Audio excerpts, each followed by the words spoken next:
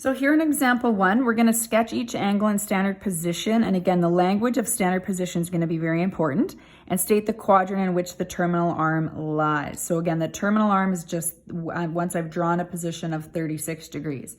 Now, you don't need to get a protractor out and measure this perfectly as long as you are estimating. So I know that 36 has got to be in quadrant 1 because it's between 0 and 90. Halfway would be 45. So I don't want to go halfway. I want to go a little less than that. So that arrow, we call it a directional arrow, is important, that you show you started at the initial side and went up. That's a theta, or 36 degrees. Quadrant 1, we just say Q1 if you want to abbreviate the word quadrant, because it said state the quadrant. Let's look at B, 210 degrees. Well, if we look at this diagram, we can tell that 180 is here. So it's between 180 and 270. It's another 30 degrees past. So we're going to estimate approximately 30, 45 would be halfway. And that would be 210 degrees. So you can label 210 degrees.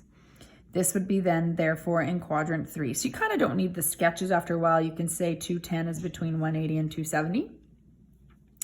315, that's going to be exactly halfway when we go around here. So start at that initial side, go halfway.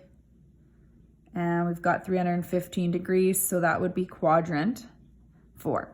So notice, in standard position, the most important thing about standard position that I want you to remember is that you start at this initial side and you go around to this terminal side or terminal arm, which is the line you've drawn as your end point.